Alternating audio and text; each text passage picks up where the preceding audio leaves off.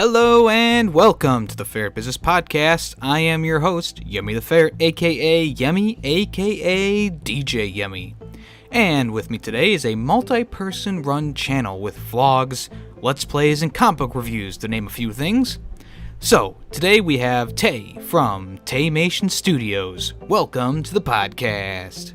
Oh, thanks for having me. All your social medias will be down below, including Twitter and YouTube. How are you doing today? Oh, I'm doing alright. Doing good, doing alright. I'm doing pretty well today, just feeling a little sick, but I'll try and cough away from the microphone. Alright, well, yeah, no, I saw that last week when you were posting you were just not feeling good, so I'm glad you're feeling better. Oh man, it sucked. I've never had two podcasts go up at right next to each other. Like, I usually have something in between, but there are just two right next to each other now, and it kind of annoys me, but what am I going to do, delete it and re-upload it? Yeah, no. Yeah, we started trying to do a set schedule, and there's just times it doesn't work out, and so I have to put something else up, and I'm just like, oh, this feels weird. This looks weird. It is nice to have a schedule going. I've been trying to get one for live streams, but it's tough because this week I'm available Tuesday and Thursday, and next week it's Saturday and Monday. I just can't get a schedule down, you know? Yeah, that is my life too. It changes week to week. And it's got to be more difficult having so many people working on the same channel. Oh, it's getting people together for like schedules is the hardest thing. Like just trying, so we have, our night games, which we try to record a bunch of episodes so we don't have to try to arrange schedules every week. So we record them 3 weeks out usually. But even that is sometimes a pain, and just something will come up and it's like, oh, I guess we're not doing that this week. Okay. Yeah, I've talked to Eric from the YouTube channel The Nomad.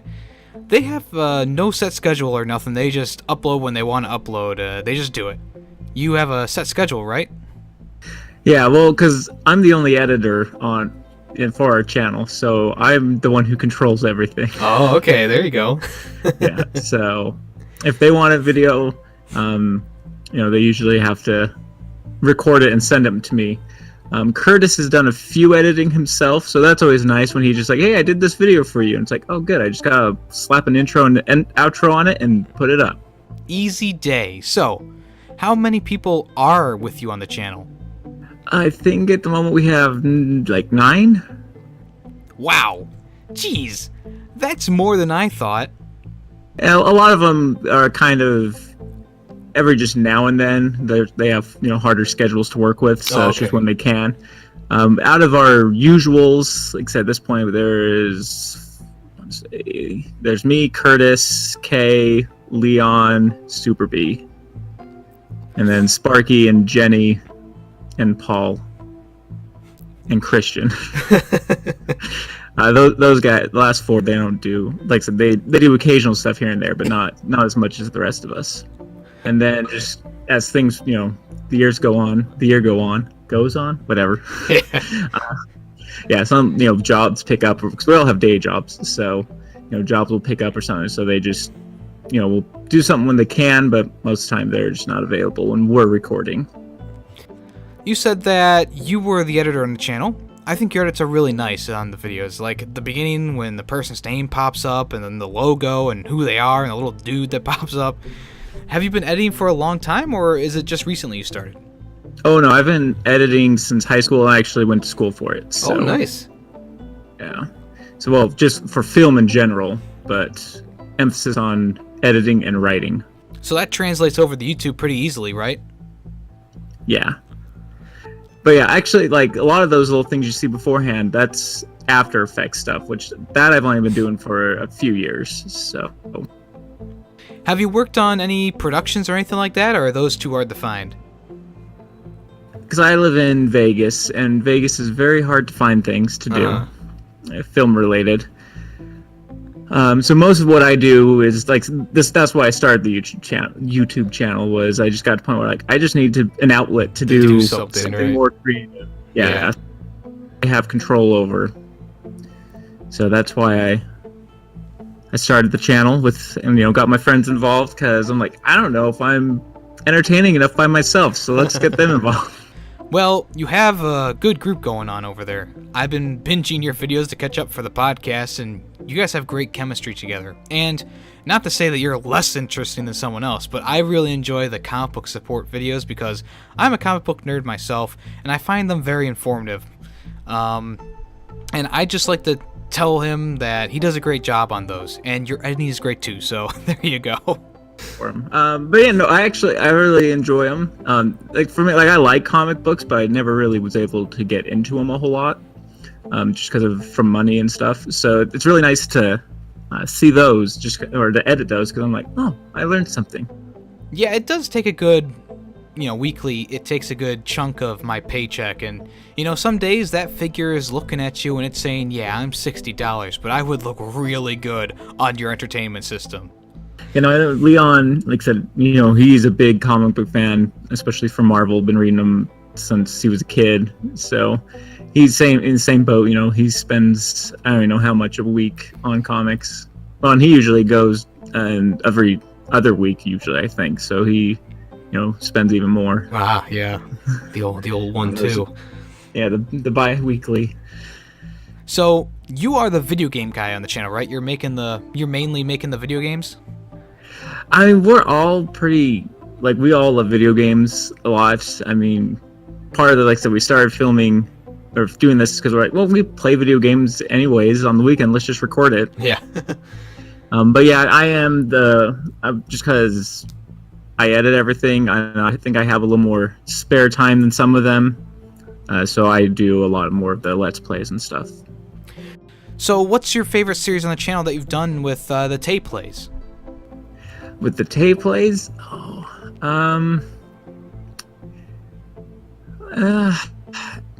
It's probably, I don't know, it's just whatever I'm playing at the moment, which right now I'm going through Nemo, and I'm really enjoying that. Lolo, The Adventures of Lolo was a great one. They're all the retro ones. Awesome, yeah. But I've also I started Back to the Future, which the game, which I didn't realize was a Telltale game.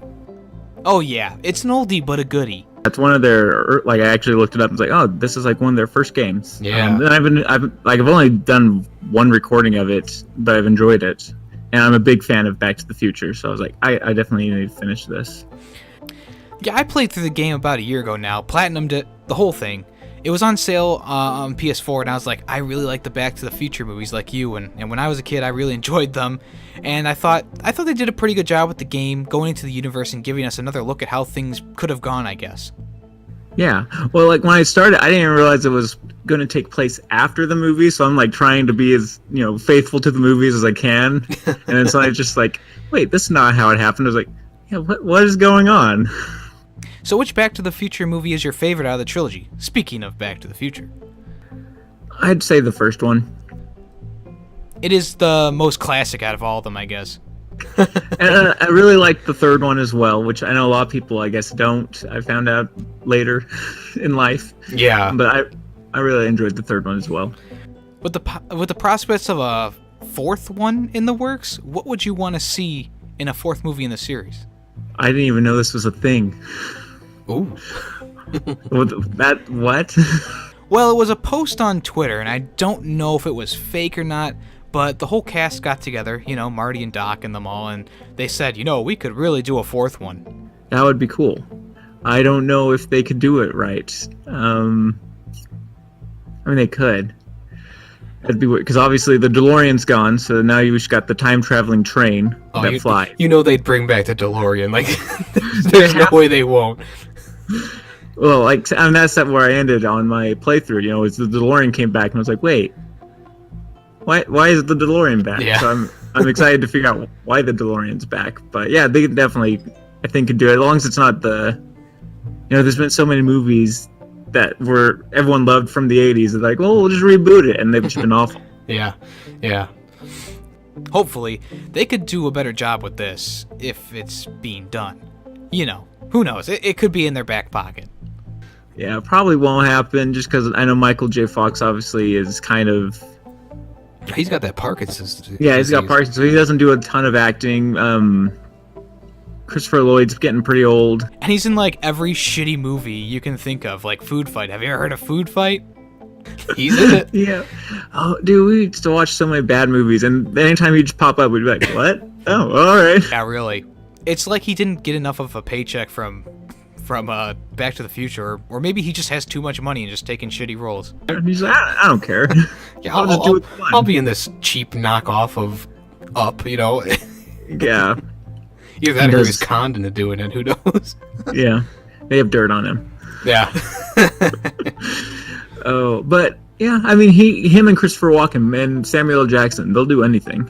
That's true. They'll do any movie, you just throw them a script, and they're just like, okay. So you're a huge fan of Steven Universe, and I haven't watched much of it since I don't have cable anymore, but what's the biggest draw to the show for you personally? The writing is just really good. It's for being about, space rocks, raising a half human, half space rock child. It's well written. It's very like emotional and just it's fun. It's lighthearted. It's it's an adventure. So it's a lot of fun. I mean, you can find it online because we don't have cable either, so we just find it online to watch it. Which I guess technically not legal, but whatever. No one from Cartoon Network's listening right now, so that's good. You're okay. Don't become too famous that Rebecca Sugar listens and sees me. So what sets it apart from most cartoons on the Cartoon Network right now? Well, so like We Bear Bears, which I do like that show as well. But that show is very like reminiscent of kind of like the old Animaniacs or Tiny Toons, where there's kind of one-off episodes. Or even Adventure Time, it started off kind of just one-off episodes. Eventually got a little bit of a story in there. Right. But Steven Universe, right from the get-go, there was just a story. It may seem a little at first like, oh, that's just kind of one-offs. But like later on, they're like, oh no, there was a whole story planned out. And like the first season of Steven Universe is really kind of the prologue. It's Steven learning about his powers and what his adoptive moms do. And then season 2 like kind of is just like, all right, well now none of us know what's going on, so let's just go forward. Well, hey, that's cool. I like shows that have those overlapping episodes. They give it more of a theme, Are there any shows that have the same vibe that you like? Like Full Metal Alchemist Brotherhood, which I know you're not a huge like anime guy. No, not me personally. Yeah, but that's one of my favorite animes.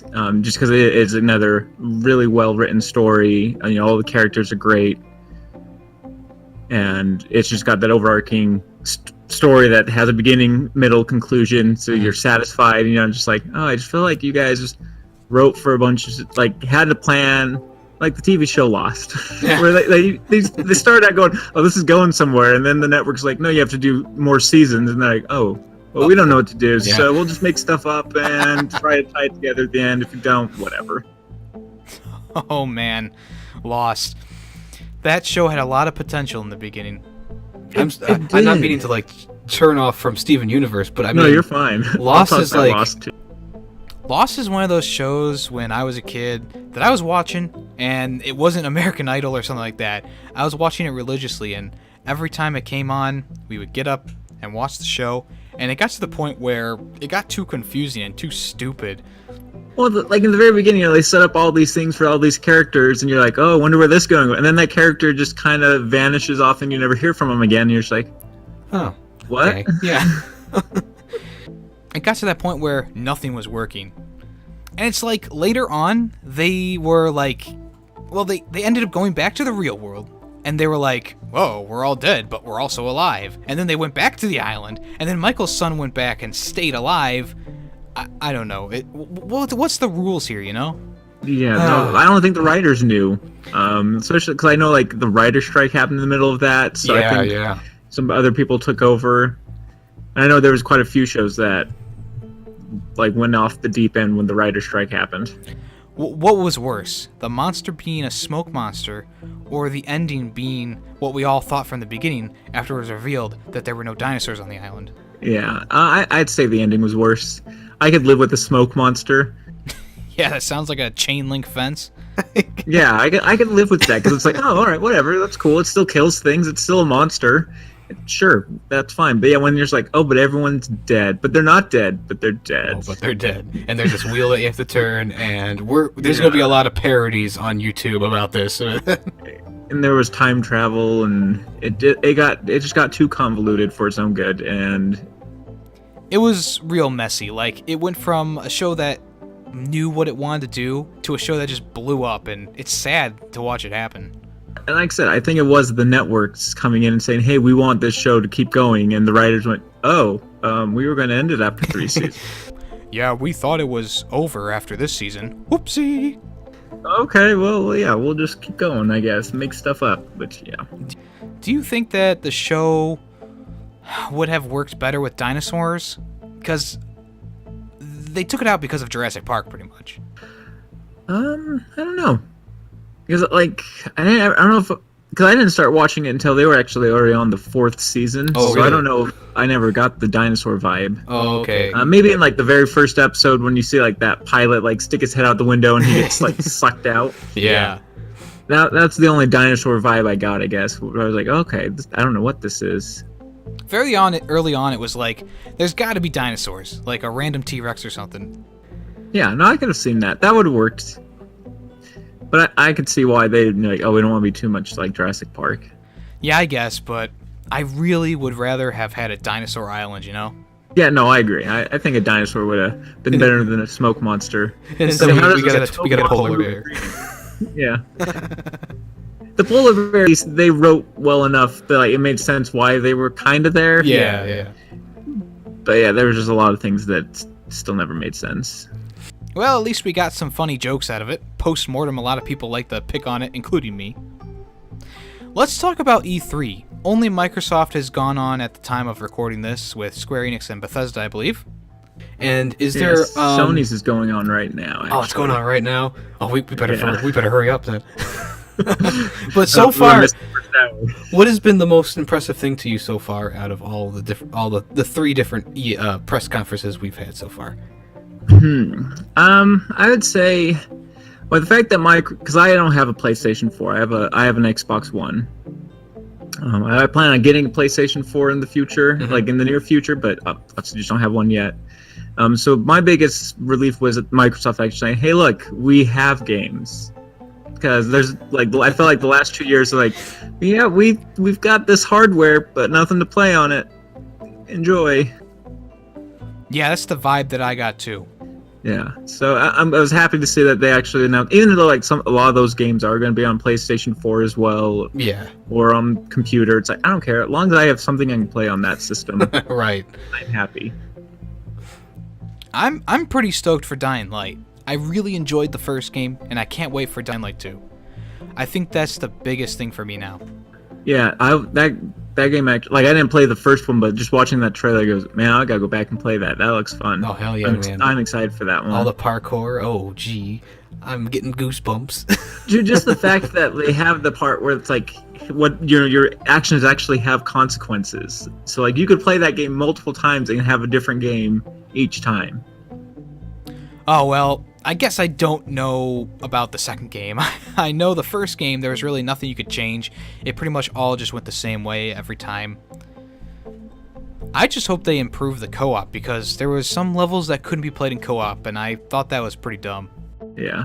And for this one, they were saying, like I guess you, like, the example they showed, like, there's this group of mercenaries or whatever holding a water tower hostage, and someone sent you there to take care of them, and you actually have the option of killing them or letting them live, and depending on what you do changes the game. So like if you kill them, that city suddenly gets taken over by the people who sent you, and they're like, it's like they're totalitarian almost, where like if you do something wrong they just kill you. Oh yeah, I guess they are improving the game. That's good. Which I always appreciate when they improve on the sequel and don't just release the same game but with different skins, pretty much. Destiny 2. I'm sorry. Yeah, exactly. Assassin's Creed.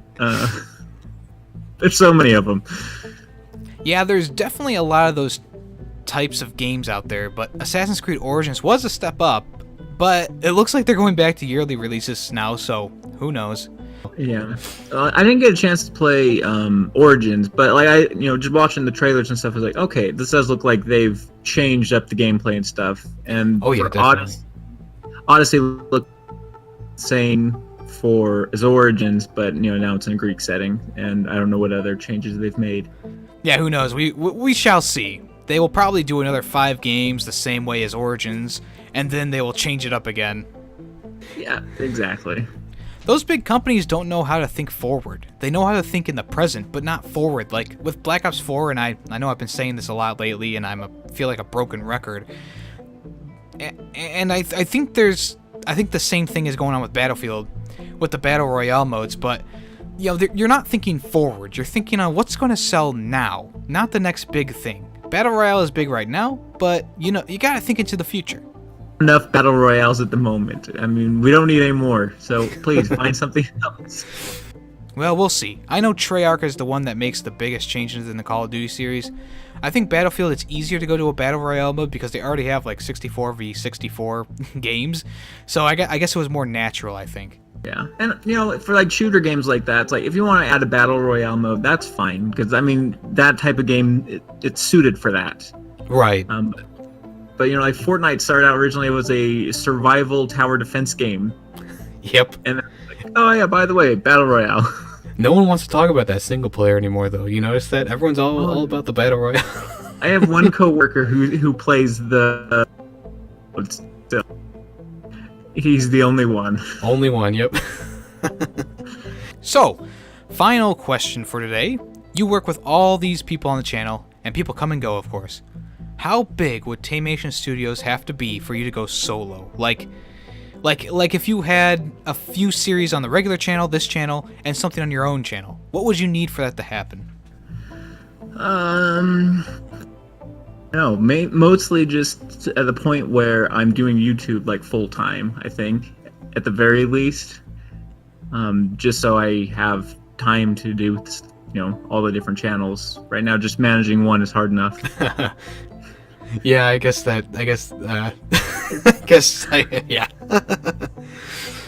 Yeah, unless a bunch of people is like, hey, you know what, you should just separate. Which I don't even know if I'd want to do that. Separate, our comic support stuff from the Let's Plays and stuff. I kind of want it to just be an all-in-one encompassing YouTube channel where it's like whatever you want, you can probably find it on our channel. I was just thinking in terms of like bigger channels who do collaborations, and each person has their own channel individually, trying to get subscribers for themselves. Usually they get like half the amount of subscribers as the regular channel. Like they are Taymation fans and they follow you everywhere, and then there are the people who they want to see you as a group, Yeah, for sure. Yeah, that I said, yeah, really would have to be. I'm not the only editor. Yeah, definitely. You definitely have to have a few more editors on. Yeah, because just you record, all sending it to me, like even more stuff than I'm already getting now. It's like I can't do this. I need someone else. Unless you want to send me something that's not going to be released for a month or two. Right. All right. Well, I think that's all the time we have today with Tay from Taymation Studios. All his links will be down below, including YouTube and Twitter. Is there anything else you want to add before we end the show? I think that's it. Thanks for having me, and it was a pleasure. Well, all right, man. As always, I am the host, YemmytheFerret, and this has been another episode of the Ferret Business Podcast.